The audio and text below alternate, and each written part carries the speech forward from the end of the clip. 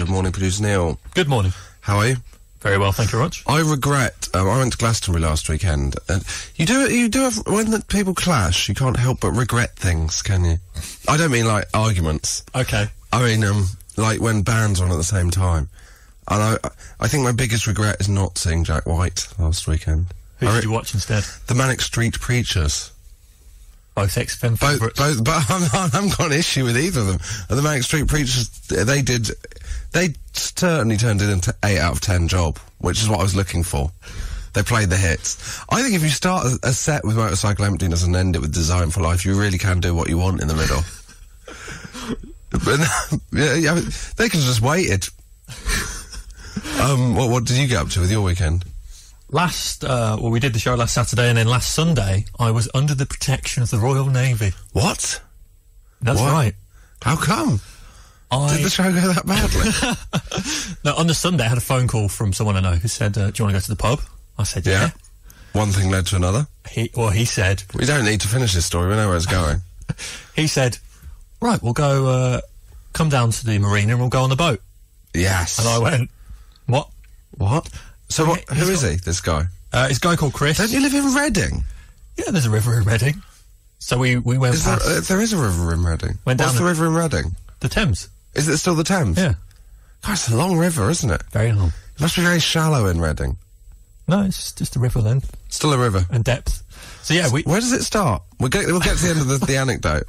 I don't know. Right, that's 83936 or tweet us at XFM. Carry on with your anecdote. So yeah, he had this little boat. There's like 5 of them own it. Because it's more to do with the mooring fees and the cost of the boat. Right. I was learning all the time. And he put this little flag... Not about the Thames, you weren't. Put this little flag on the end. The bow, or the... Yeah, whichever one. Port. Stern. Exactly. And I said, oh, come on, mate. We're only going to the pub. No need to put your flag out. And he went, no, it means if any pirates accost us on the Thames, we're under the protection of the Navy. So what would have happened if you got accosted by a pirate? We could have called for help and they would have had to come. They surely can call for help anyway. Maybe they don't come as quickly. Right. I don't know. Yeah. I mean, I thought it was going to be more exciting. Oh. I thought. Well. I mean, it was... what it was technically an anecdote. But it like, on a technicality, you were under the protection of the Royal Navy. At no point did the Navy actually get involved. No. But... As we were going down the river, on my right-hand side, well, left, starboard, Paul Daniels' house. Oh yeah, classic, always flooded. Got a 100 yards down, coming past us on a little boat with a hat on. Paul Daniels. No way! Wow, see, that's an anecdote. Okay. Thank God for that. Josh Widdicombe, XFM. Bad Blood, the Bastille on XFM. You could add the, can't you? Because you'd add it to bands that don't have the. No. No. It's just Bastille. Well, Pixies, you could add a the and people wouldn't comment. I would. Would you? Kaiser Chiefs? It's another one. Okay, carry on. Any other business on XFM? We want your pedantic. Pick us up on basically what I've just done, basically. We ask for your feedback on the show. We want you to pick us up on things we got wrong, pedantic things. I imagine we're going to get a lot about the Thames and possibly about the Kaiser Chiefs. Hi, Josh. The Thames starts in Gloucester. Cheers, Rob, on the M1. There we go. That is radio in action, Neil. See how keen our listeners are. I mean, that's a long way, Gloucestershire. I'd question if that's right. So, anyway. So, if we uphold the complaint, what sound will we hear, Neil? The bell this week is a D2. What we should do is 1 week you should not say which it is, and then we'll have a listener game where they have to guess which note it is. But they're not allowed to use Shazam. And if we don't uphold it, what do we hear? Correct. It's a different sound every week. Maybe we should get 2 different bells. No, that'll just confuse things. Okay. Dear Josh and producer Neil, I've had this AOB stuck in my mind for ages now and was going to let it slide, but decided against it. Exactly the right attitude. Never let an AOB slide. Never let us get away with anything. Some weeks ago, the topic of Jonathan Creek arose, open brackets, when discussing the Alan Davis lookalikes, close brackets. And Josh said that Jonathan Creek lives in a windmill. What should have said was Jonathan Creek lived in a windmill. Oh. I was waiting for you, a sound of interest there. Are you a Jonathan Creek fan? Never seen it. You've never seen Jonathan Creek? I've seen promos, but never seen it. You've seen promos? Yeah. Well done. What, like the BBC ident or something? Yeah. Wow, you've so I mean, that's not like, that's like over. Oh, well, anyway, what should have been said was Jonathan Creek lived in a windmill, as in the new series aired February 2014, he has moved in with his lovely wife, Polly Creek, played by Sarah Alexander, into a manor house. This may seem like a small AOB, but it's important to get all facts right. I'm sure you both understand. Love the show, Joe. I mean, this must be a typo. His surname can't be spelt... I think his surname's Stevenson, but here it's spelt J-T-E-V-E-N-S-O-N. That might have been me copy and pasting it wrong. You sure? You sure, Joe? Jevon, just Stevenson. Joe's clearly a man of accuracy, so that must be my fault. Okay. So, Oh! Sorry. I tell you what, you're clearly not a man of accuracy with that. Dear presenter Josh, producer Neil and intern Charles, away this week, sadly. Sadly missed. He'll be back. We hope. We hope. While listening to episode 66 of your brilliant podcast, not my words, the words of Chris 32 from Norwich, I noticed a consistency error with your Neil of Fortune feature. Henry Packer was told he had to get 6 out of 8 to pass/win the quiz. However, in episode 65, Harriet Kemsley only had to get 5 out of 8 for her quiz. For such a consistently brilliant programme. He's at it again, he loves it. This is a shocking lack of consistency, which I'm sure can be easily rectified. Yours pedantically, Chris 32 from Norwich. Neil, this is your issue.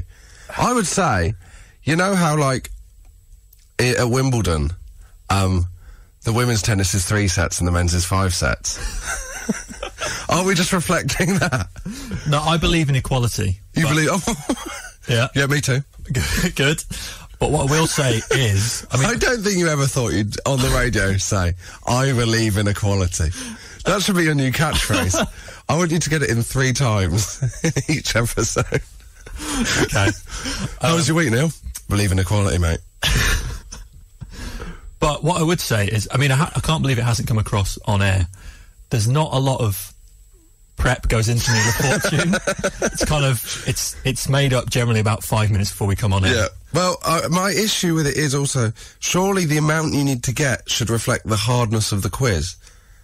That's so true. If you feel like, you know, the questions were harder for Harriet than when she got 8 out of 8, I remember that, so it really messed up, mate.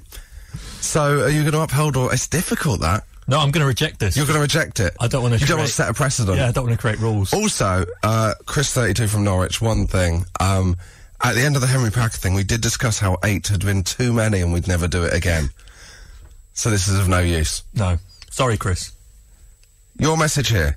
Oh no, that's just how that's how it starts. That's just what is that? That's me copy and pasting. You copy and pasting again. Your message here: Josh, Neil, and name of intern / guest. AOB. 3 things in relation to episode 66. We had a nightmare on 66. DiCaprio's character in Catch Me If You Can is Frank Abagnale. Abagnale, yeah. Abagnale, not Frank Abigail, as Jay said. I didn't say this. I didn't know. I mean, as you can see, I've got no idea what his name was. So, I've been picked up on something I didn't say. Sam, who's written this, go back, re-listen to episode 66. Maybe if you want to download it again, so we get another thing, and just check the voice on that one. We can't even get into that. Number 2, director of Catch Me If You Can is Spielberg, not Scorsese, as Henry said. Fair enough. 3, Josh, your series still has the old voice. Update your iPhone. Yours pedantically, Sam. Upheld or denied? Well, apart from the minor issue of you not saying that thing, it's all textbook AOB. And again?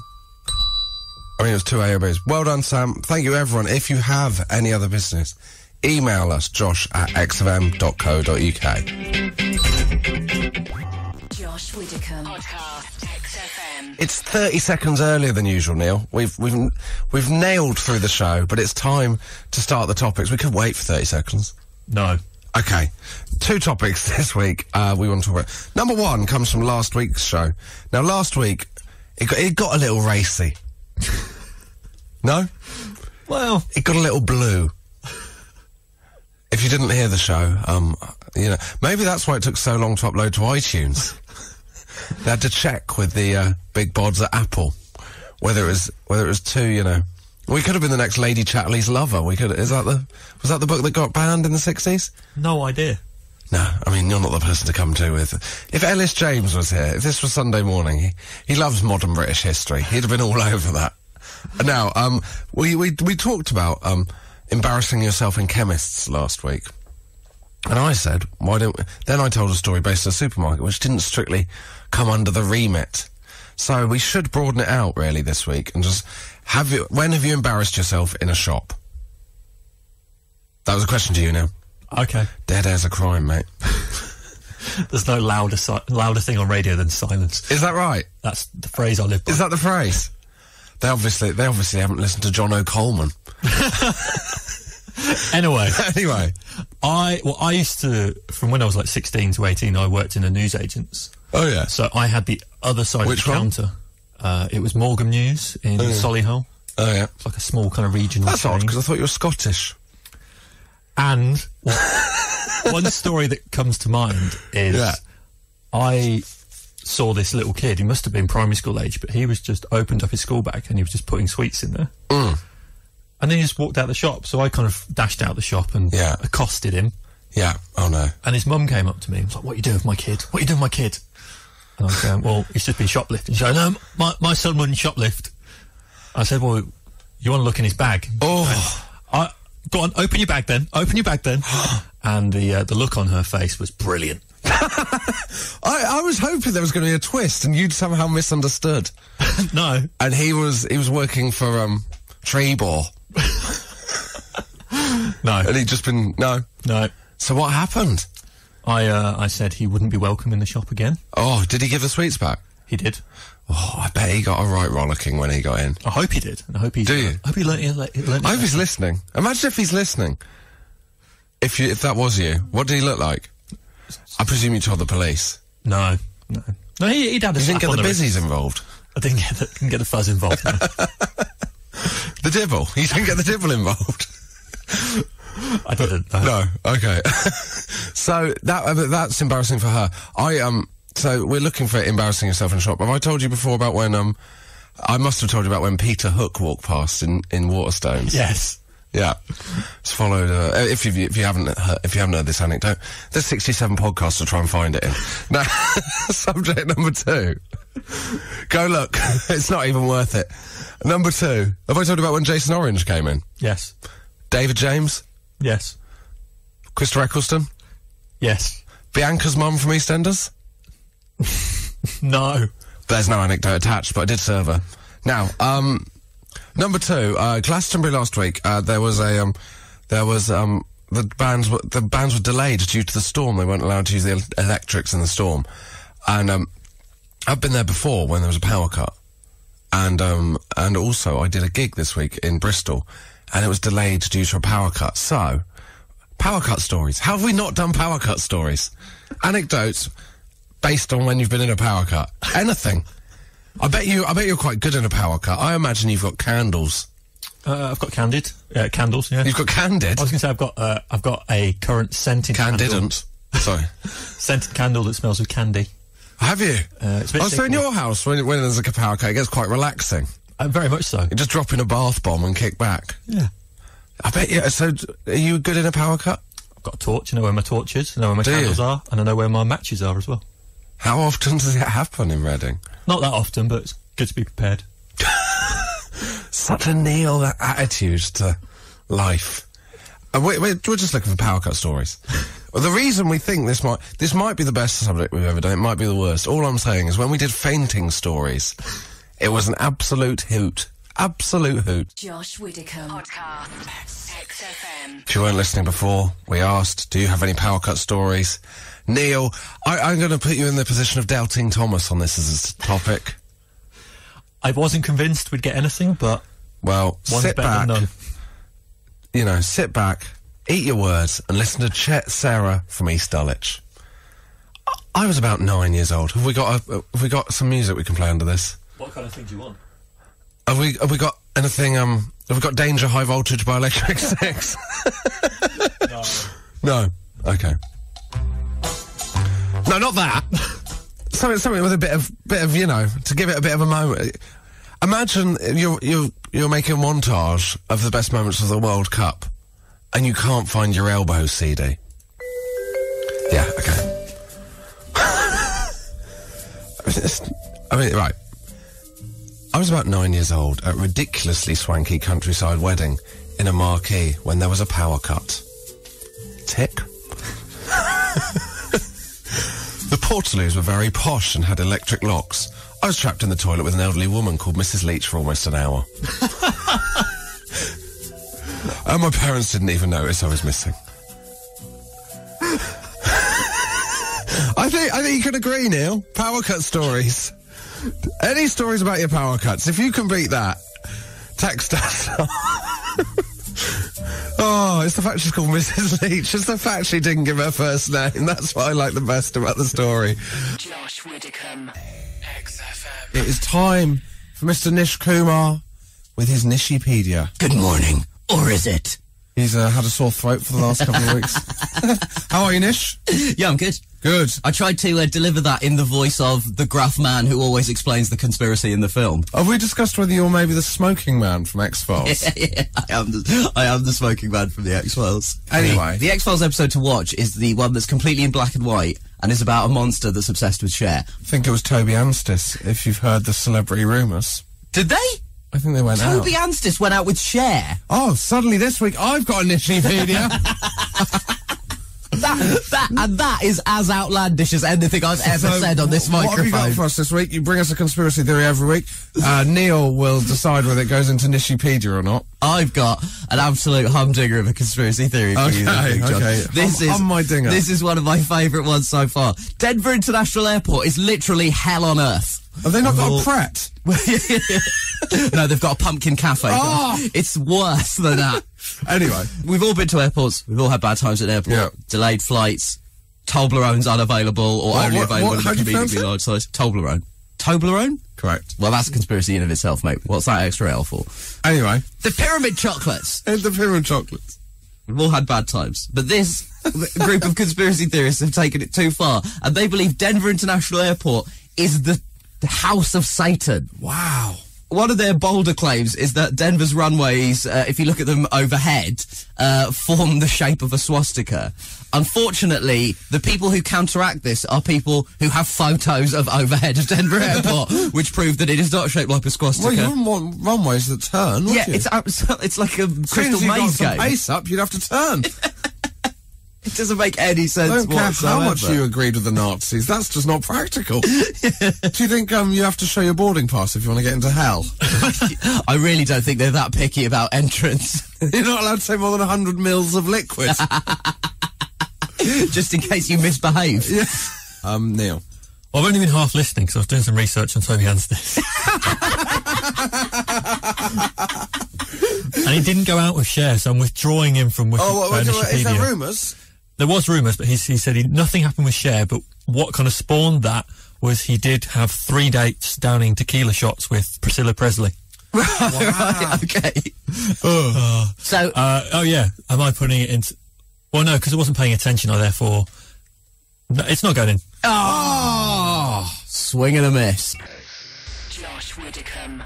XFM. Josh Widdicombe here. It's 11:08. Should I be doing more of these time checks? If you want. Okay, well, in 5 seconds, Neil, I will be telling you it is now 11:09. This isn't good radio. Hello, Zoe Lyons. Good morning. How are you? I'm good, thank you. Good. Very good. What would you normally be doing at this point on a Saturday morning? At 11:09 on a Saturday. 11:09 on a Saturday morning. I would be watching Saturday Kitchen. Would you? It's my all-time favourite show. Is it? I love it. I love my food. I'm a big food fan. I don't like food on TV. Don't you? We've got it on silently in Yeah, the studio, I feel and at they're home. currently.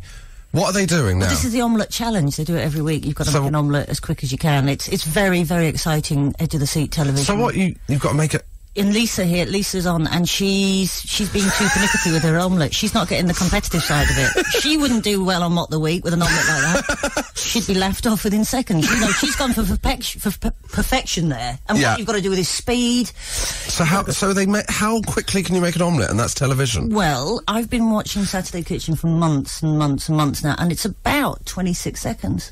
Is that what that's the mean? Kind of, and then you get your face on a pan and it gets stuck up on a board. It's brilliant. I love it. It's my entire Saturday Neil's morning. face at the moment. Well, you just said making an omelette in the quickest time is television. So is radio describing making an omelette on the quickest time on television? Yeah. This is the next step. We've got and meta. I'm now going to tweet about it. I'll tweet about some eggs. Wow, so you just sit and watch... I don't know about cookery programmes. I've not been a... You see, my favourite was Keith Floyd. He was a classic. Was he the drunk guy? He was the drunk guy, but he had so much fun, and you just knew he did.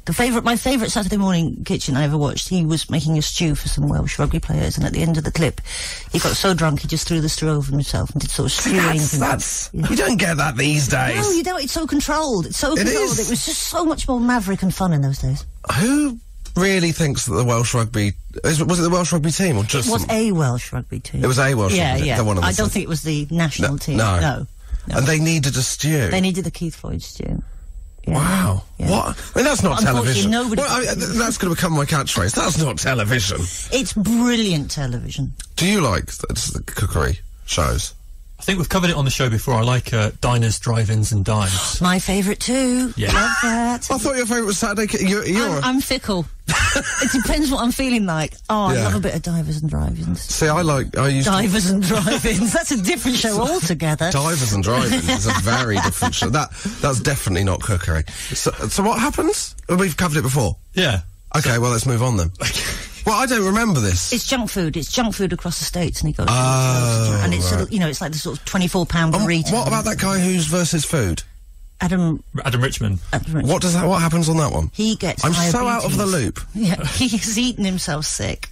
He's eaten himself sick? I think he's had to stop doing it, yeah. Because he wouldn't eat for ages, and then he'd sit down and eat like a £45 pizza. And funnily enough, that's not good for the human system, apparently. Wow. The things people do to get on TV, hey? I'm on Mock the Week next week. Josh Widdicombe, XFM. Zoe Lyons. Shall we turn the TV off now? Oh, sorry, I'm really distracted. You're on the radio, but you can't get enough from Saturday Kitchen. Now, the two things we're talking about this morning, because we're moving on from Saturday Kitchen. Bit of attention now. Focus. And you, Neil. Sorry. It's unbelievable. It's really... Stop! Sorry. Right, now, if anything's going to get you to focus, it's power cut stories. That's right, I said power cut stories, the topic I chose, and, the lines are buzzing with them, Neil. How does that make you feel, you doubter? Do you want a power cut story? Do you like power cuts, Zoe? I haven't experienced a power cut for a while, but I quite like them, and I still keep a candle somewhere in the house. For power cut? Just in case. You hold a candle for them? Thinking about that, a torch would have been a better option. A torch? Yeah, would have, because if you've got a candle, then you've obviously got to find a match, and in the dark, like, the two difficult things to find. So, we do have a torch at the back door in case there is ever a power. Any burglars now? Any burglars? There is a torch at my back door. But I quite enjoy the sort of... that did sound like a euphemism. Yeah, there's a torch at my back door. It sounds like a country and western song, doesn't it? I keep a torch on my back porch. It's quite good, actually. Thank you. Then now, do you want a power cut story? Yes, I'd love Yeah, you do. I went to my new boyfriend's parents in Dartmouth, in a very posh house. I like the way, so far, both power cut stories have been at very posh places. That's an extra bonus point. Because we want to get our, Is that because posh places are powered by windmills or something still? It's probably because they're old, isn't it? Yeah. Yeah. I was extremely nervous. So drank far too much red wine and went to bed feeling unwell due to the alcohol. In the early hours, a huge storm. Power cut, I knew it's very weirdly written. You should have read it before you started. I did read it before I started, but I did read it because I know where this is going. There was a power cut and I knew I was going to be ill, so I struggled to the kitchen to find a bowl or a bucket to take to bed. Having found what I thought was a large bowl, I made my way down the beige carpeted hallway. I was violently sick, being reassured that my bowl, I I was violently sick, but I was reassured that my bowl was there, and I got into bed and fell asleep, only to wake up and realise that my bowl was indeed a large colander. Oh. And a huge trail of red wine and frantic house staff cleaning the carpet. House staff? Was it? Was she sick on Downton Abbey? This is I am no longer with him, not because of that episode. She's ended it with 2 kisses, which, promising. But, I hope she's had a mint since then. That is... the main thing I took from that was house staff. Yeah. Because I don't have much pity for anyone that's got house staff. No, I mean, yeah, and then she's done the decent thing and taken the lumps out. So, you know, Yes. it's basically just a bit of a scrubbing job. Yes, exactly, exactly. I mean, you doubted power cut stories, Neil. Josh Widdicombe. XFM. We're not just talking about power cut stories, sorry listeners. But we are talking about embarrassing yourself in shops. Now, this one... I've done a similar thing to this. This is Nick from Dartford. Bit of trivia about Dartford. You're from there? What? No. Dartmoor. That's not that's where the Rolling Stones are from. Come on, Neil. Come on, mate. I once went to collect my takeaway Nando's. That's a bleak start, isn't it? If you phoned ahead to Nando's... Oh no, I think that's just planning ahead. That is. Do you think that's all right? Yeah, I think that's absolutely fine. I once had a real nightmare in Nando's. Have you ever been to Nando's on your own? Oh, frequently. Have I told you about this before? I don't think so. And I went up, because obviously you go around, comedy, you often eat on your own, you get used to it, it's fine. But you have to go up to order. So I went up to order, and then I came back, and 2 new customers had sat on my table. And I had to go, I didn't have the guts to say to them, sorry, I was sitting there, because I thought I looked like too much of a loser. So I went and sat on my own somewhere else. And then they brought my food, and I had to, because obviously you give your table number. Yeah. And I had to go over and go, That's my dinner. oh, that's my dinner. And I'm a real loser. I'm sat on my own in the corner. And also had to get my bag from under their table. It was really embarrassing. The whole thing was really embarrassing. Anyway, I went to collect my takeaway Nando's and got very annoyed when they had no trace of my order. When I reordered my chicken chips and coleslaw, I was informed that I was actually in Pizza Hut. How does that happen? I have done a similar thing. I've done it between 2 pizza places. What I've done it between 2 chicken places. Have you? I thought I was in KFC and I wasn't. I was in Chicken Cottage. Oh! Yeah. And what did you do? You hadn't ordered ahead in KFC. I was looking for my zinger because I like a zinger and it wasn't on the board, and then I thought, oh, KFC has changed. And I ordered the chicken breast and then walked out and then realised KFC. Did you order? Yeah, I did, because I'm a bit like you in that. Like once I get a bit. Oh, once you're committed, you can't leave. Back out. Yeah. My friend, she was saying she went.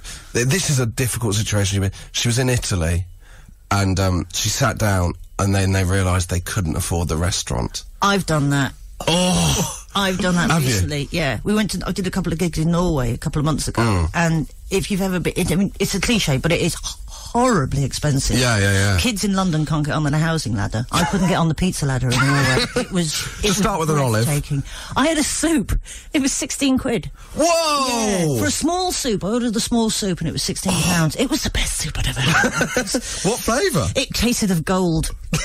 Tasted of gold. This is one for another day. How much have you paid for a soup in Norway? Yeah. Note it down, Neil. So, what did you just have a soup because you couldn't afford the rest? Soup. Yeah. Just the soup. I've never left somewhere. I haven't got the guts to leave a restaurant once There's always something you can afford. Look, even if you just go, look, I'm on a really weird olive-only diet. I just like water. Yeah, water and olives. Just some water. Yeah. Josh Widdicombe. XFM. Okay, fire ready to start. Josh Widdicombe on XFM. And, I mean, I'm not one to make outrageous claims, Neil. Best band working in the world today. Your opinion? No, fact. We're still here with Zoe Lyons, and now that is a fact. So, take that home. I will. You've learned something. Put that in your bag, Nick. Put that in your bag. That Put that in your fact bag. I like Arcade Fire. You what? I like them. Yeah, well, you should, because they're the best band working in the world today. Yeah. There we go. Do you like them, Neil? I do like them, yeah. What? There's a little hesitation in your voice. Yeah. It's just the aggressive nature of which I've been told to like them by Josh. You're just pulling away from that because you've been told. This is what Germany was like in the 30s.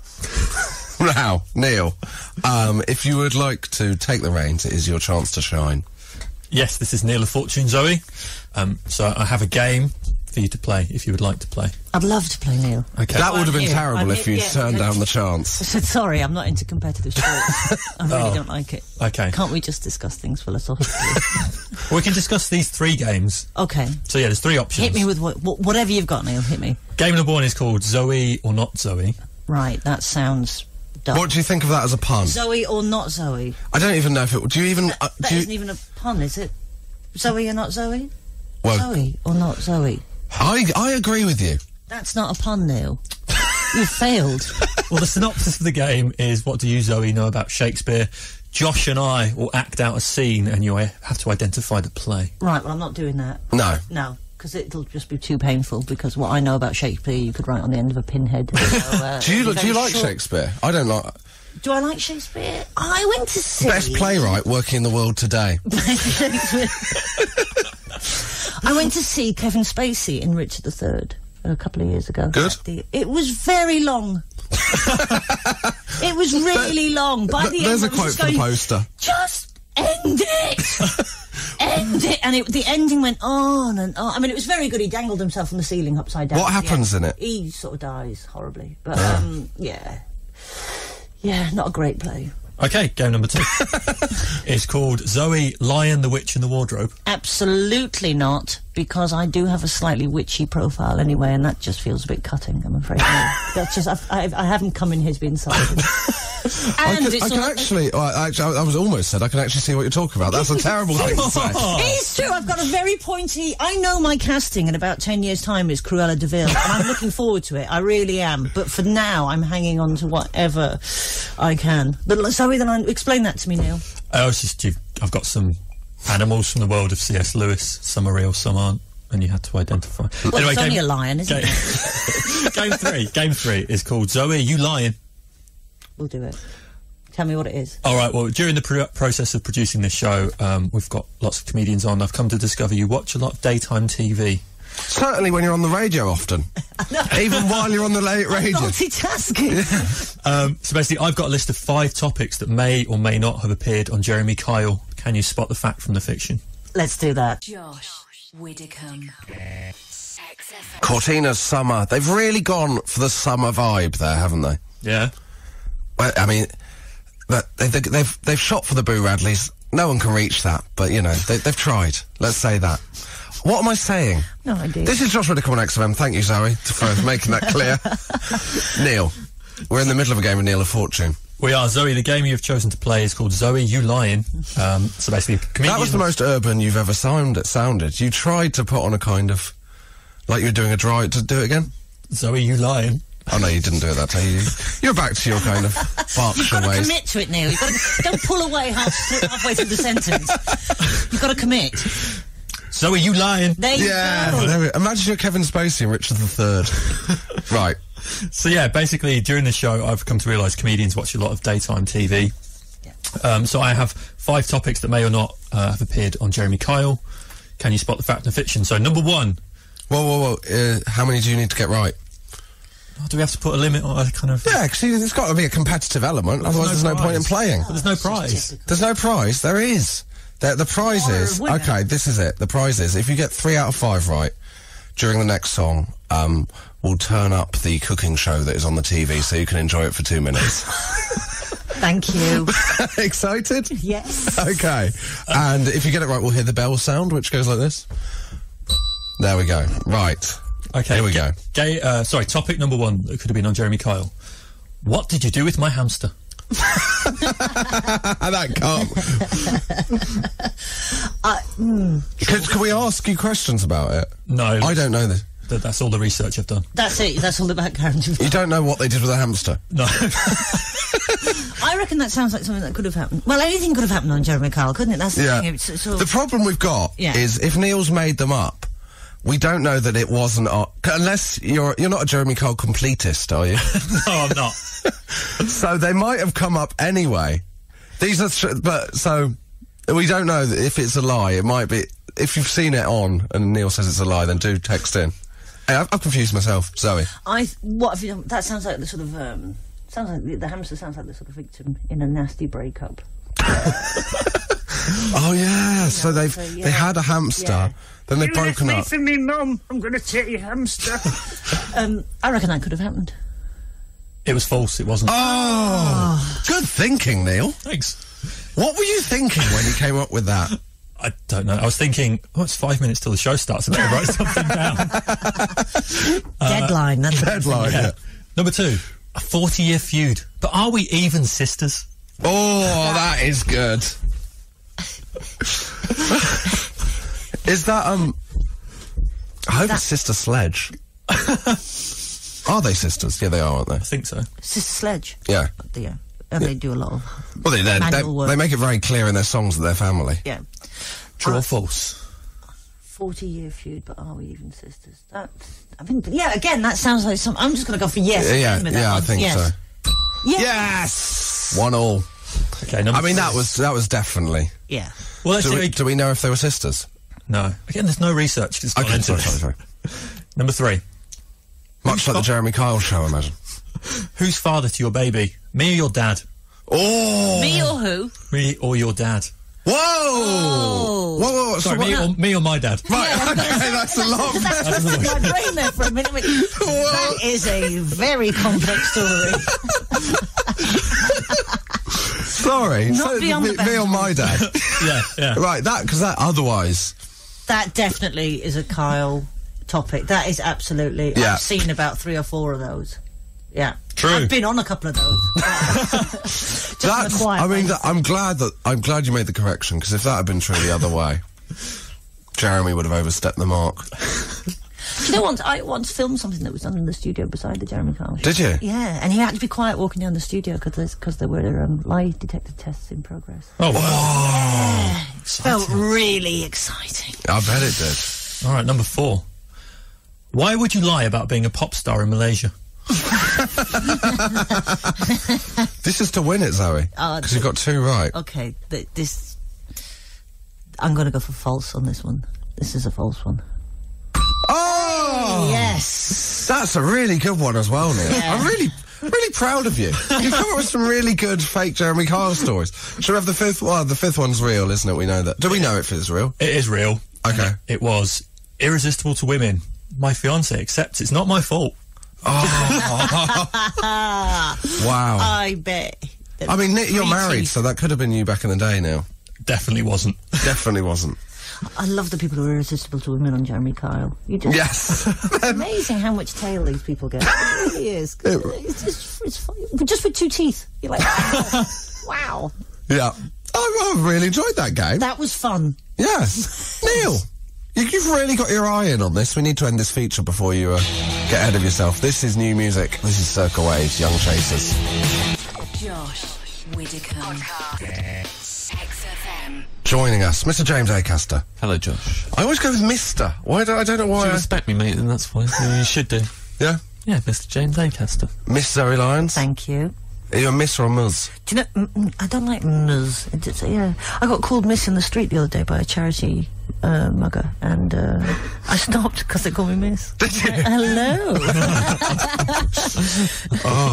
James, how are you? I thought you were going to ask me what I'd rather.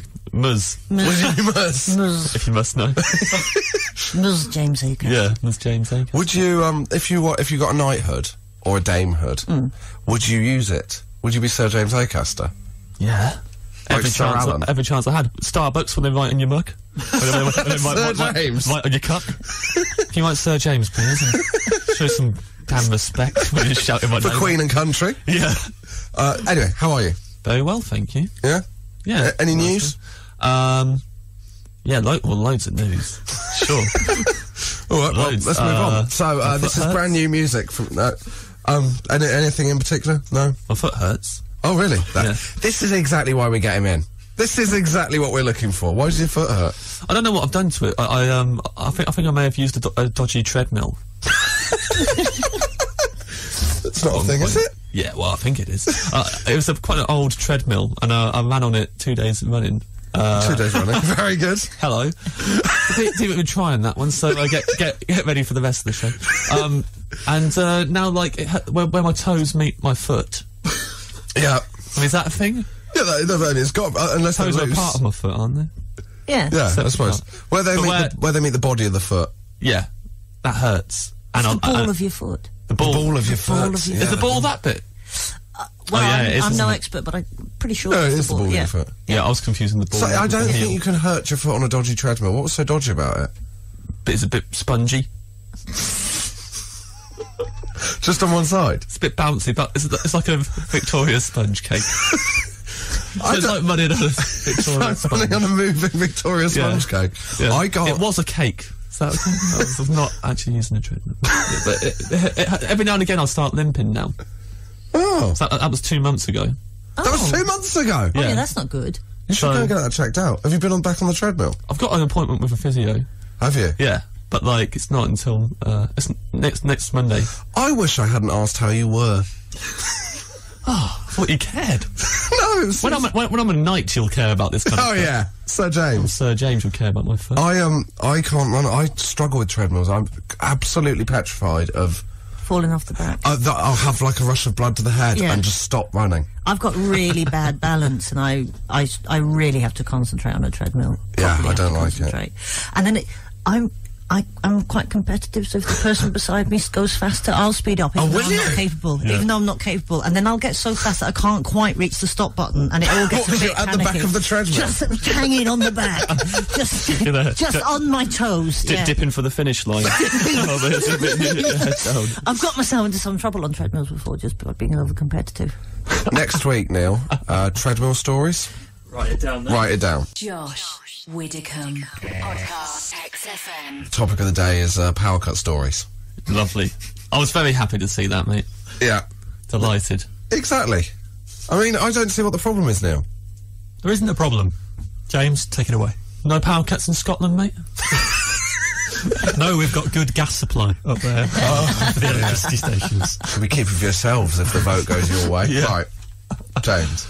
I had a power cut mid-show once. I was doing a show Oh yeah. and had a power cut, so decided to fill by doing audience banter Yeah. with an audience I couldn't see. Picked a guy, head of BBC Comedy. Oh. Oh. Went very badly. Oh. What did you say to him? Said, I felt around. Grope your audience. Yeah. All right, Did mate. you touch him?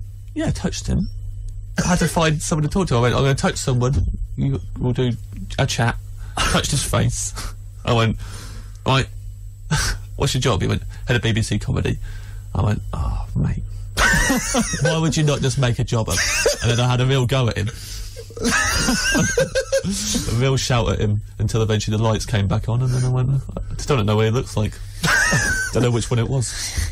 You don't even know that it was true. No, I don't know if it was true, but no, I did actually meet him again. I met him when I had got my foot in the door of, and swiftly out the door again. He went, oh, you. Oh, hello. Turn all the lights off. Film my face. Still seem familiar?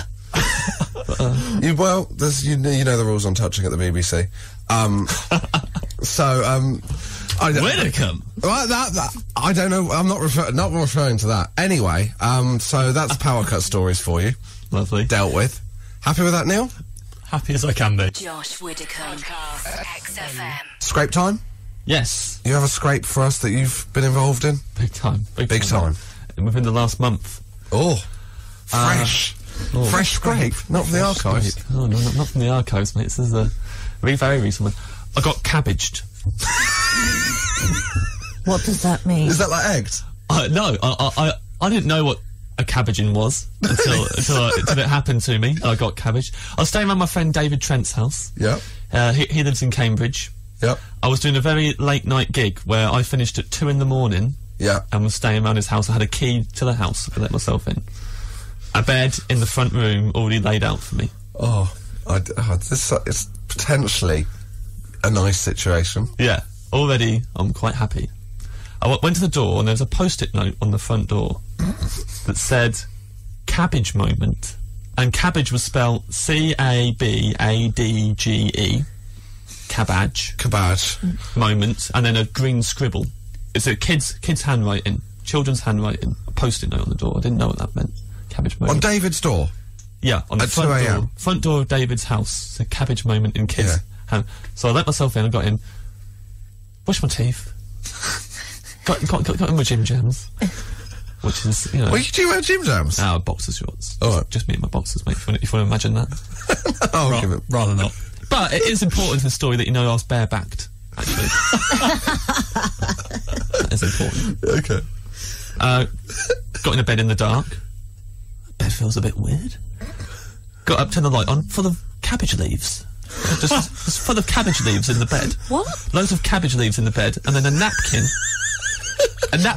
And written on the napkin it said, "You got cabbaged." Ha ha ha ha ha ha. Lol lol lol. From Mick. Mick is Trent's 8-year-old son.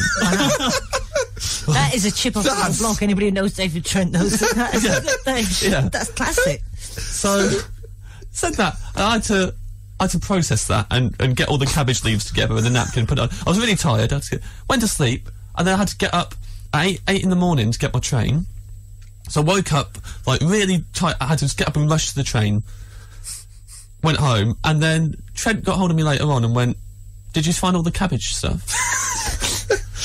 I said, "Yeah." And he went, "Well, I've just got home, and the family are all really upset because you didn't do anything back. You just got cabbage and then you left it."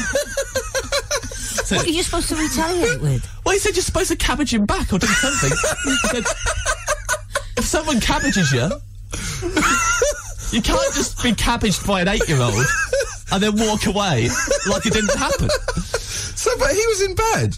He was in bed, but... What were you meant to do? He reckons that when I woke up in the morning and all the family had gone to work and school, I should have put the cabbage leaves back in Mick's bed and wrote, "Ha ha, Mick, you got cabbaged." Because Mick came home and was...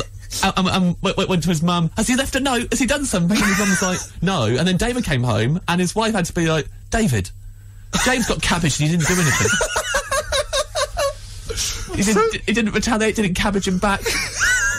So you're not invited back? One of the rules of cabbage etiquette, isn't it? Really? I mean, they haven't been explained before. No one explained them to me.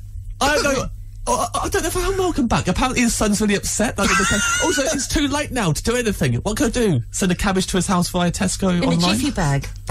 Yeah, send it. Send a sprout in a jiffy bag. Yeah, sprout him. Sprout him. Send a cabbage in a box like at the end of 7. Yeah. With a face drawn on it. Yeah. Do you know that's what was actually in the box? Yeah, cabbage. He said, you got cabbaged. You got cabbaged. The 8th deadly sin. Thou shalt not cabbage. Thou shalt not cabbage. Never. Oh, what's it? What you're not going to do with your neighbour's ox? Never covet thy neighbour's cabbage. Yeah. We went a long way for me to say that. Or cabbage thy neighbour's ox. Never cabbage thy neighbour's ox. What do I do now? Wow. Well, I would do a distance cabbaging. Would you? Yeah, I'd do some sort of distance cabbaging. What would you do, Neil? I don't know. Maybe. When are you next going there? I haven't got an appointment in, but like, David says that if I do anything now, it's too late anyway and lame. Also, there'll be a horrible tension in the air as soon as because you'll be eyeing each other like a couple of but when you got up, had cowboys Mick gone? waiting for somebody to draw out a cabbage. The cabbages in each other. When you got up, had Mick gone? Yeah, they'd all gone. Gone to work and school. Mick had gone to school. He's 8. Yep. David's wife had gone to work. David was doing some work as well. Everyone was out the house. I had to rush and get a train. I had no time for cabbaging.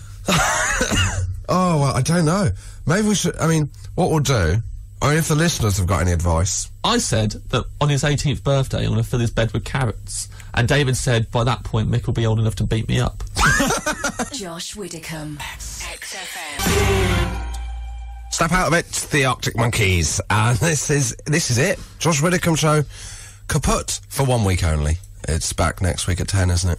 It is. But before we go, as a thank you for coming in, you have a chance to plug whatever you want. Neil, do you want to start? I'm producing Ellis James and John Robbins tomorrow morning. Are you? From 10 o'clock. Oh. What? I knew that wasn't... How dare you? You've kept that quiet. Hope it goes really badly, mate. Going on the email conversation that's been going around between the three of us this week, I think it might. So, well, don't listen to that. Next. Anything else? And, yeah, usual shows, Community Presents, Sunday from 10, Dave Roundtree from Blur, Thursdays from 9, and come and see this in Edinburgh, but you'll mention that in a minute. Okay. Shall I go next? Okay. We are doing the XFM show live in Edinburgh. James will be there. The Hindu Fox Mulder, Nish Kumar, will be there. It's good. He referred to himself as that, right? No, we came up with it today. The Hindu Fox Mulder. Brilliant. Matthew Crosby will be there, and there'll be all kinds of guests. Tim Key is going to attempt to shoot the flame off a candle with a gun. Although Neil's not so sure that'll happen, but I think it's got to happen. BB gun. BB gun. It will happen. It'll be a paper candle with a Nerf gun. No, it won't, mate. No, it won't. It'll be a rocket launcher and a bonfire. Yeah. Once we smuggle in the means, you can't do anything about it. Why don't you go and hang out with John Robbins and Ellis? No, safe show. 10:30, the 9th, 10:30 in the evening, the 9th, 10th, 11th, 12th, different guests each night, all the regulars every night. Buy your tickets, it's in the assembly rooms, that's it. Zoe. I will be there all month, and I'll be doing my show, Mustard Cutter, in the Gilded Balloon. What time? 7 o'clock. And I'll be doing a play every day as well, called Outings, also in the Gilded Balloon. 1 o'clock, 1:10 something like that. So Rob Deering in that? Rob Deering is in that. Brilliant. Yeah. He's telling me about it, sounds very good. Yeah, I'm looking forward to it. There you go. James? I am in Edinburgh for the month, doing a show at 8 o'clock called Recognise. And every day it annoys me that hasn't got a Z in it. I was literally thinking about that this week. It's the only reason I didn't put a Z in it, because Josh won't be able to take that at all. And then I'm taking the show Recognise with an S on tour in the autumn, and dates are on my website, jamesacaster.com. There we go. I think that's everything plugged. Happy, Neil? Very happy, thank you very much. Thank you all for listening. It's always a pleasure. Thank you all for texting in. Thank you all for tweeting in. We will see you next week. Josh Widdicombe, XFM.